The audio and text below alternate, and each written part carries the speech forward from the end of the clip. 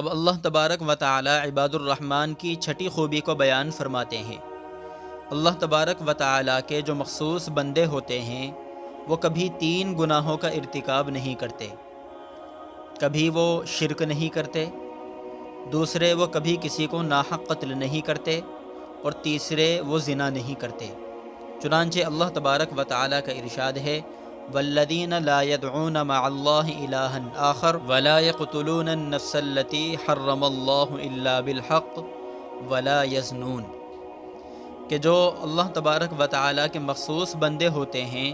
وہ اللہ تبارک و تعالی کے ساتھ کسی اور معبود کی پرستش نہیں کرتے، اور وہ اس شخص کو قتل نہیں کرتے جس کا قتل اللہ تبارک و تعالی نے حرام کیا ہے، مگر یہ کہ کسی حق شرعی کی وجہ سے قتل کرنا پڑ جائے، اور وہ زنا نہیں کرتے۔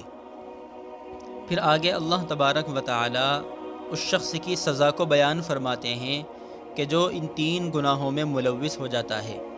چنانچہ اللہ تبارک و تعالی ارشاد فرماتے ہیں وَمَن يَفْعَلْ ذَلِكَ يَلْقَ أَثَامًا، کہ جو شخص یہ کام کرے گا اس کو سزا سے سابقہ پڑے گا، اس کو سزا بھگتنی پڑے گی، یعنی وہ سزا سے بچ نہیں سکتا۔ پھر آگے اللہ تبارک و تعالی ارشاد فرماتے ہیں یضاعف له العذاب یوم القیامہ ویخلد فیہ مہانا، کہ قیامت کے دن اس کو کئی گنا عذاب دیا جائے گا اور وہ اس میں لمبی مدت تک ذلیل ہو کر رہے گا۔ کئی گنا عذاب دیے جانے کا مطلب یہ ہے کہ چونکہ عذاب کا مسلسل جاری رہنا یہ عذاب کو بڑھاتا ہے۔ جیسے اگر کوئی شخص مسلسل آگ میں جلتا رہے تو اس کے جلنے کی تکلیف بھی بڑھتی رہے گی۔ پھر اللہ تبارک و تعالی فرماتے ہیں کہ جس نے توبہ کی اور ایمان لایا